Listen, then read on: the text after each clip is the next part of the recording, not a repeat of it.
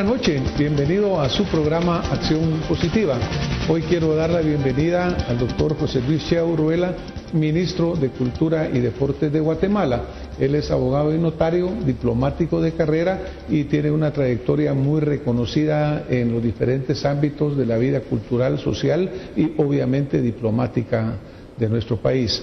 Bienvenido, señor ministro. Doctor, es un gusto tenerlo por acá. Un placer estar aquí.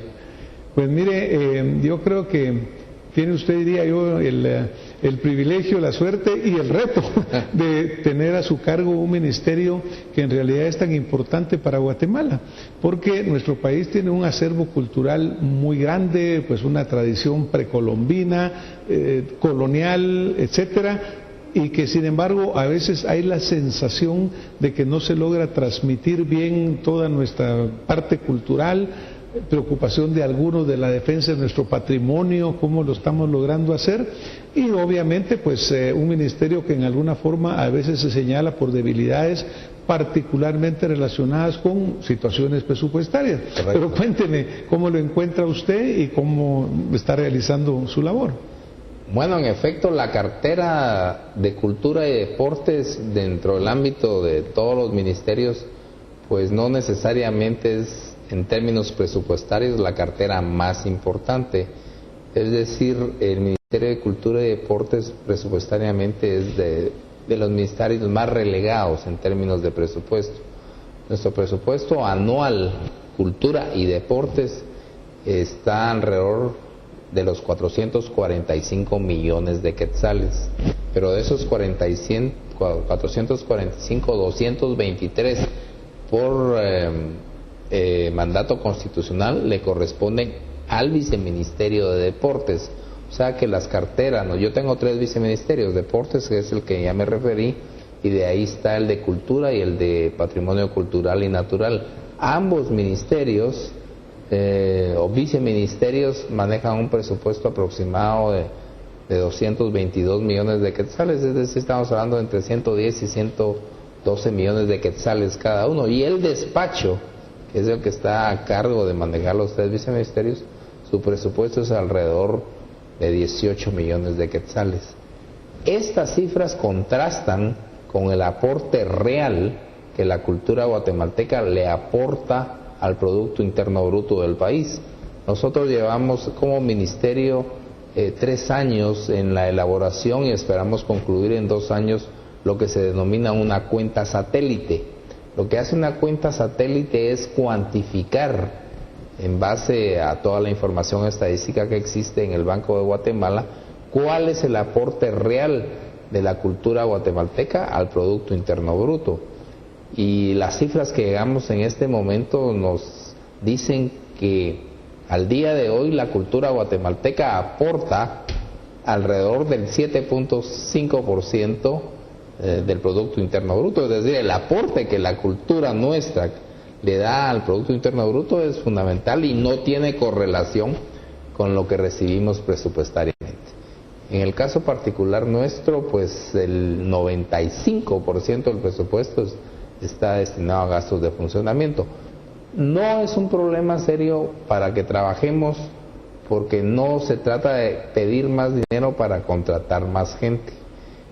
En ese sentido, nosotros y su servidor estamos haciendo los contactos necesarios con los diputados de las diferentes bancadas, con el presidente de la Comisión de Cultura, el presidente de la Comisión de Deportes y otros diputados que manejan también el tema cultural y tienen intereses en preservar la cultura, para que ese presupuesto pues refleje no las necesidades de líneas de 01, 029, 020, sino que realmente el ministerio pueda tener los recursos suficientes para dedicarse a ampliar más la cultura. ¿Y qué le digo ahí? Tenemos una división dentro del ministerio que se llama CREA, que es de artes recreativas, que dirige el escritor Payeras. Pues le queremos dar 10 millones de quetzales, pues, para que realmente los otros artistas que no están en el mainstream, digamos, que no están en el ballet, la marimba, pues tengan recursos. El cine guatemalteco también estamos tratando de crear un fondo para producir 2 o 3 películas. Pues nos costará, porque los costos han bajado, podremos hablar de otros 7, 8 millones de quetzales. Estamos hablando del tema del teatro también, que ese sí tiene problemas estructurales y hay que terminar de construir, y que queremos hacerlo rentable, pero realmente es muy complejo. El Gran Teatro, estamos hablando de otros 10 millones de quetzales. Estamos hablando de cine, otras artes, un fondo para artistas, es un problema. Hay muchos artistas que llegan al Ministerio de Cultura y que han ganado algo, y lo único que necesitan es un viaje, un boleto de avión, un incentivo a lo que ellos ya han logrado a título personal, y realmente no hay partidas presupuestarias. No hay de dónde jalar un recurso para apoyar. Hay dinero, porque el sistema es perverso. Es decir, usted tiene asignada una partida tal, pero de ahí viene la contención del gasto, y una cosa es que usted tenga el presupuesto, que es un gran papel, pero lo que usted realmente necesita es la cuota financiera, claro, que es lo que Finanzas de verdad le da a su ministerio, y cuando hay contención del gasto, pues no le va dando por puchitos. Nosotros llevamos una excelente ejecución presupuestaria en cultura y patrimonio cultural. Deberíamos en este cuatrimestre estar alrededor del 33%.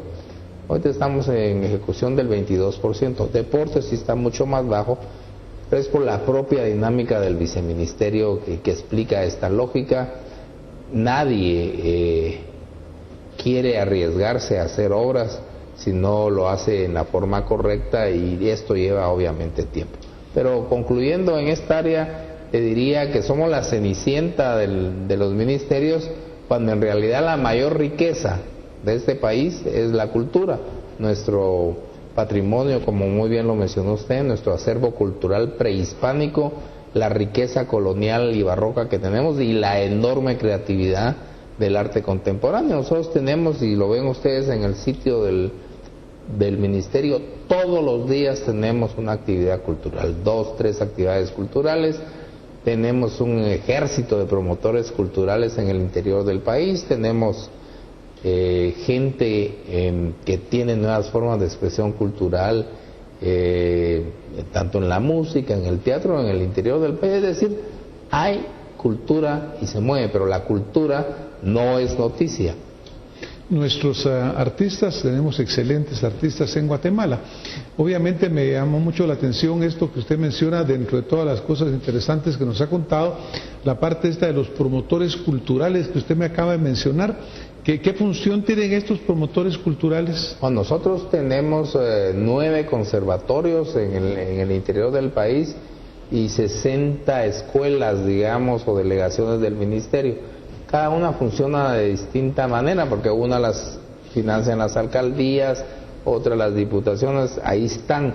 Y la idea es que esta gente que son maestros y que tienen las calificaciones necesarias en el interior del país, en los municipios, se dedican precisamente a promover expresiones culturales diferentes. Y ahí están, del presupuesto y están del dentro de nuestro presupuesto. Con esa función es decir, tenemos este año nosotros estamos poniendo énfasis a las pequeñas orquestas y sinfónicas, porque creemos que la música se nos da a los guatemaltecos muy fácil. A mí no, porque tengo un oído pésimo, pero este país tiene un oído magnífico. Claro. Y la música en efecto es un puente que ayuda a acercar diferentes puntos de vista. Es un punto de encuentro donde las diferencias se dejan llegar.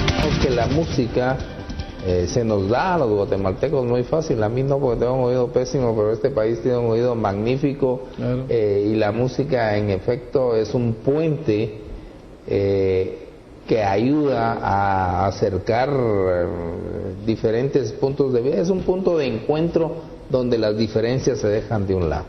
Bueno, y nosotros tenemos ese instrumento musical como es la marimba, que hemos tenido aquí programas dedicados a ella, es realmente un tesoro, pues, y es prácticamente, aunque hay disputas sobre el tema, pero muy claro que es un instrumento que ha viajado por el mundo. Usted como embajador, pues, sabe que muchos países han recibido a nuestras marimbas de concierto, etcétera, es decir, una herencia muy, muy valiosa. Mire, a mí no es que me dé risa, leo las críticas científicas del origen de la marimba, pero obviamente yo no soy ministro de Cultura de ningún país africano ni gobernador de un estado mexicano. Yo soy ministro de Cultura de Guatemala y estoy plenamente convencido, y leí el escrito de Lester Godínez el domingo en Siglo XXI, tenemos los suficientes antecedentes para reclamar la marimba como instrumento nacional de Guatemala. Además es importante recrear esto, porque la marimba, en mi opinión, es parte o es la columna vertebral del país, de nuestra identidad, de lo que somos.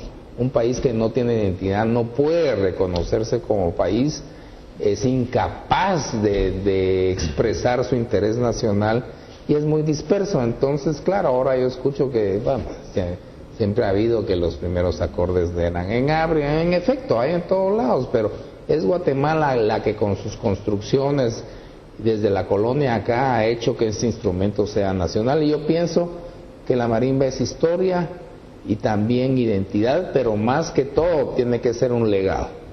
El maestro Lester Godínez estuvo acá con nosotros y estuvimos hablando sobre la historia de la marimba, y él pues sí, obviamente ponía ahí el origen, digamos, en el sureste asiático, de los grafitos y de las cuestiones de madera en cuanto a los sonidos, pero que realmente la marimba tiene su identidad y se consolida acá con nosotros como un instrumento, digamos, que se toma en forma colectiva, la marimba doble, etcétera, ¿no? De las versiones iniciales. Exacto, claro, es un instrumento colectivo. En fin, creo que no tenemos discusión con ese instrumento que es nuestro. Y es bueno que lo discutamos, porque realmente no se trata de un falso nacionalismo, se trata de crear una discusión abierta y que los guatemaltecos nos sintamos identificados con algo.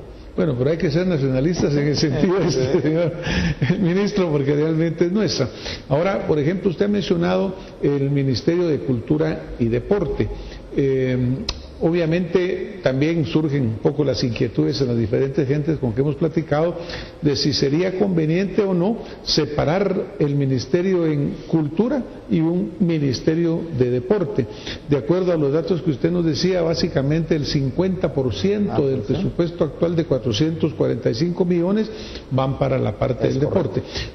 El deporte además recibe una asignación del presupuesto, que es un 3% para el deporte federado, que es independiente de lo que viene por el ministerio. O sea que tiene otras fuentes de financiamiento importantes. En efecto, yo estoy firmemente convencido que hay que hacer la separación. De hecho, estoy trabajando en eso para hacer eso, porque aquí necesita dos elementos: la voluntad política, que esta es una iniciativa del ministerio. Obviamente el presidente en su momento tendrá que dar su aprobación y esto me imagino que pasará por el Congreso, pero si existe la voluntad política, la lógica del funcionamiento de un ministerio como el nuestro, donde obviamente privilegiamos el tema cultural y el patrimonio cultural, el deporte, aunque este es un deporte recreativo no federado, pues es importante, pero podría estar o bien como un ministerio aparte o dentro del área del Ministerio de Educación.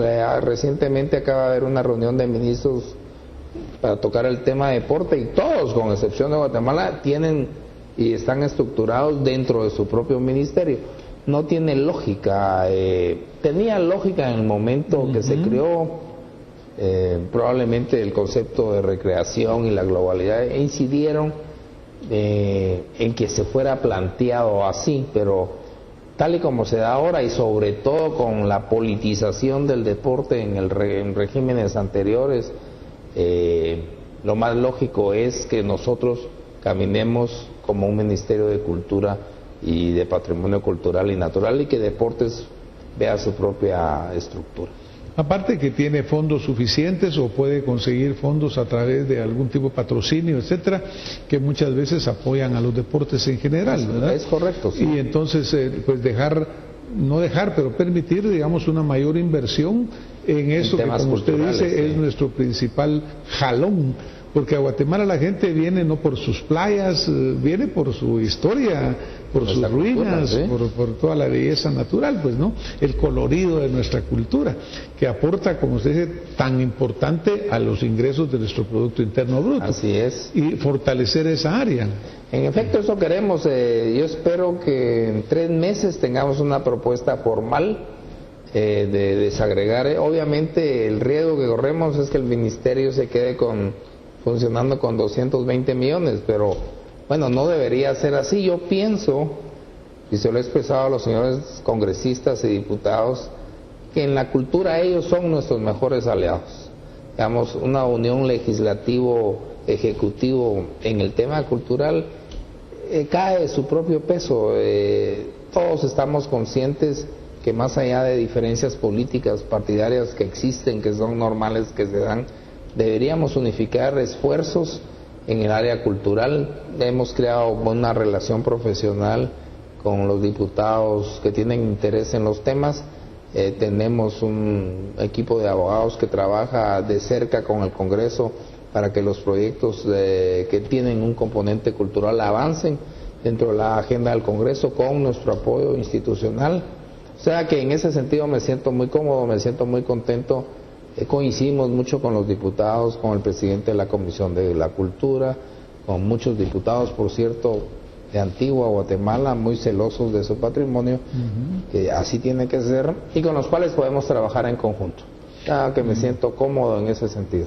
Claro que obviamente una de los, como no podemos ver el patrimonio cultural aislado, sino que una de las cosas que vendría a apoyar muchísimo es la seguridad, ¿no? Porque pues desafortunadamente Guatemala ha tenido siempre campañas negras afuera. Ya ve usted que en el Istmo, en Centroamérica, hay países que reciben más turismo por una imagen de un país más tranquilo, donde hay menos problemas, por decir específicamente Costa Rica. Pero en Guatemala siempre ha existido por parte de la prensa un poco, mire, es peligroso, hay aquí, hay allá, pero yo creo que esa imagen, a pesar de eso, el turismo sigue viniendo. No, imagínense que es una imagen diferente. Es correcto, si el tema de seguridad ha sido siempre el talón de Aquiles para otras opciones de desarrollo, no solo para inversión extranjera, obviamente para el turismo, pero en efecto la gente sigue viniendo porque comparativamente en la región centroamericana la riqueza del patrimonio cultural, histórico, colonial, no tiene parangón de aquí hasta Panamá. Es decir, Costa Rica tiene lo suyo, Panamá es otro estilo de atracción, Honduras, Salvador, pero obviamente nosotros tenemos un patrimonio prehispánico enorme. Yo acabo de estar la semana pasada con el arqueólogo Richard Hansen, quien presentó además su libro sobre el Mirador. Solo en la cuenca del Mirador hay 57 ciudades mayas, es decir, unas ya están plenamente identificadas, unas están cubiertas, otras descubiertas, pero administrar ese enorme patrimonio de 57 ciudades requiere no solo una visión clara de cuál es el camino para hacerlo, sino también una enorme cantidad de recursos, que obviamente podrían hacer eventualmente sustentable el tema de la cuenca del Mirador, no solo en términos de ingresos de turismo, sino sustentable para la gente que vive ahí, porque obviamente el esquema comunitario en la administración del patrimonio cultural es importante. Y le voy a poner un ejemplo que me gusta mucho, es Yaxá. Estuve en Yaxá también y ese es un esquema de gestión que me interesa mucho. Y hablé con el director de CONAP y es un esquema tripartito donde está el Ministerio de Cultura, está CONAP y obviamente está la comunidad. Las ruinas son preciosas, están muy bien cuidadas, generan recursos, no llega tanto. Tikal, que es nuestra joya, pues ahí estamos enfrentando problemas serios. El tema fundamental de la reestructuración va a tener que comenzar con Tikal. Tikal es una joya que además de su propio valor arquitectónico e histórico es rentable. y tiene un reconocimiento mundial, ministro. Ahora, por ejemplo, obviamente el turismo también ha ido cambiando con el tiempo. Hay turismo de diferentes tipos, el turismo de mochila, el aventurero, y hay turismo que requiere pues más facilidades. Naturalmente que no sé si está dentro del ámbito del ministerio o no, pero también hay necesidad de infraestructura, porque por ejemplo algo que se quejan un poco los operadores es de que por ejemplo los aeropuertos no están muy bien, que necesitamos mejorar carreteras, necesitar servicios en el camino, infraestructura hotelera, cosas que se van dando una tras otra. Pero sí es importante. Ahorita hablamos del mirador. Se ha hablado de un tren que, por ejemplo, acerque hasta el mirador, ¿verdad? Ese camino yo lo he hecho a pie, que hice. Pero son como 3 días. Sí. 3 de llegar y 3 de venir de Carmelita hasta el mirador. La época que fui la primera vez no estaba Richard Hansen, no lo conocía y no era ministro, o sea que tuve que seguir toda la secuencia lógica, pero es un proyecto barato, son, no sé, $8 millones, que es parte del tema que es bueno que se discuta, cómo proteger la cuenca del Mirador y cómo hacerla rentable. Obviamente hay diferentes versiones. El tema que usted menciona de infraestructura es trágico, porque mientras Chichén Itzá y Palenque generan visitantes de 2.000, 3.000 visitantes diarios. Imagínese. Nosotros no estamos generando con una riqueza comparable, igual o superior. Es simplemente el tema de logística, el tema de confluencia de los grandes aeropuertos, facilidades aéreas. El turismo que viene a Tikal es un turismo externo que llega en la mañana con un lunchbox comprada afuera, se queda el día y se va, no gasta, es decir, no deja recursos. Aquí los operadores de turismo no los obligan o los inducen a quedarse una noche, a quedarse. Bueno, Petén tiene ahora, yo también estuve una nueva variedad de infraestructura, hoteles de primer mundo. No quiero hacer propaganda, pero donde yo me quedé. Pero eso es lo que busca mucho turismo, ¿no? Habrá el aventurero, como usted cuando fue todo el día de ida y vuelta. Sí, pero el aventurero gasta más ahora. Claro. Por ejemplo, Machu Picchu cobra, mi hijo acaba de estar ahí, $70 por entrar. No importa si usted viene con su mochila, tiene que pagarlos. Y la gente los paga. Y los paga con la antelación de vida, y si usted quiere ver el amanecer paga otros $100, y si es fotógrafo paga más, es decir, es rentable. Hay que manejarlo en una forma integral, diría yo, integral, más buen mercadeo cultural. Es correcto, sí, y con menos discrecionalidad en los cobros. Exactamente. Al respecto le quiero decir que ya firmamos el borrador con uno de los bancos del sistema para el cobro no solo de Tikal, sino de todo el sistema de patrimonio que maneja el ministerio. De esta cuenta, tal vez en 2 meses ya, para cuando usted quiera ir a Tikal, pues va a tener que ir al banco, pagar, y ahí se acabó. Vamos, esa es una primera fase de la lucha que tenemos por recuperar el control de Tikal. Y también, obviamente, señor ministro, ver que dentro del parque el visitante pues encuentre servicios, encuentre facilidades, incluso pues un lugar donde pueda comprar una soda, donde pueda comprar algo, sí. Porque en este momento falta mucho de eso.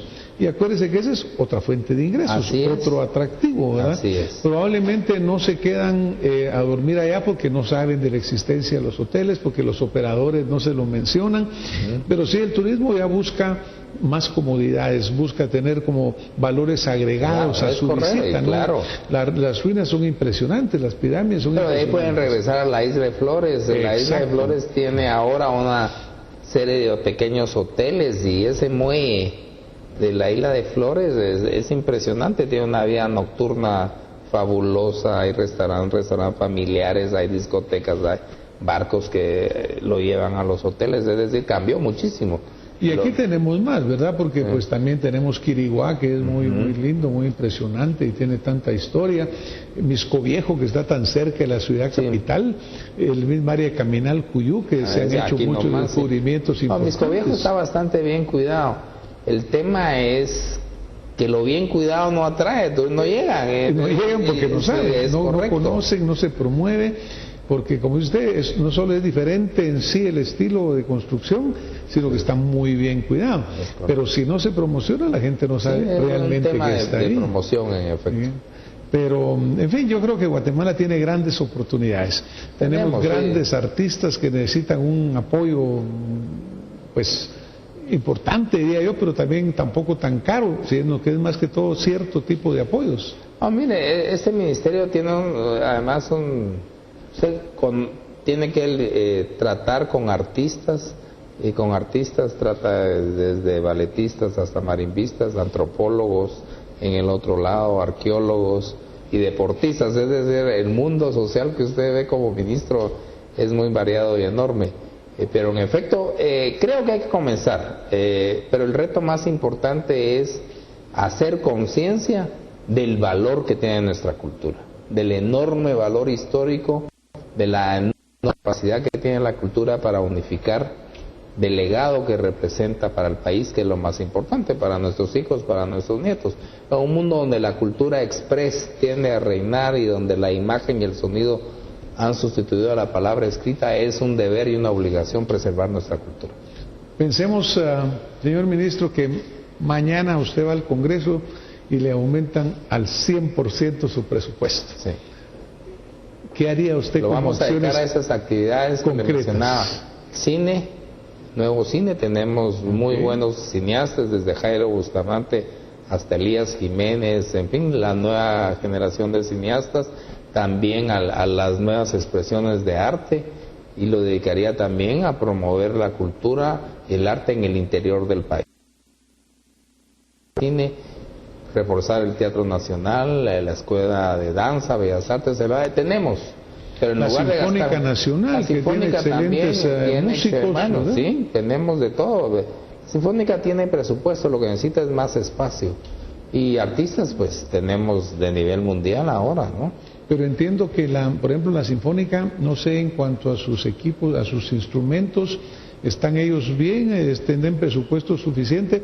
Me recuerdo de un director de Israel, por cierto, que estuvo acá hace algunos años y decía, mire, los músicos aquí son excelentes, pueden estar en cualquier lado, pero tienen deficiencia en cuanto a la calidad del instrumento y la actualidad, por ejemplo. Sí, digamos, yo estuve precisamente con la Junta Directiva de la Sinfónica ayer por otros temas, y sí tienen instrumentos, se pueden mejorar, lo que necesitan es más incentivos. Los grandes directores se fueron, hay que traerlos, tal vez darles un espacio físico más grande, pero es factible, es posible, y creo que si no lo hacemos, pues obviamente en un mandato, se puede hacer en 3, 4 mandatos. Tener un plan, ¿verdad? Hay que tener un plan.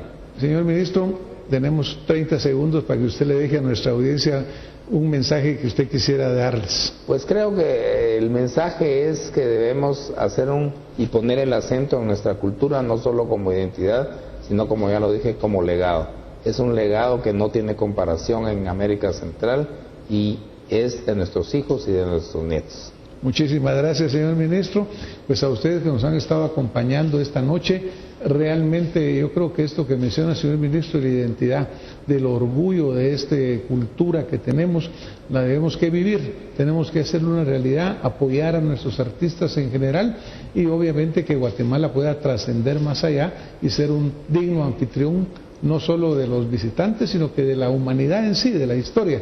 Muchas gracias, señor ministro. Nada más, doctor, un gusto tenerlo acá. Y a ustedes que nos han acompañado, nos vemos el próximo domingo con más Acción Positiva.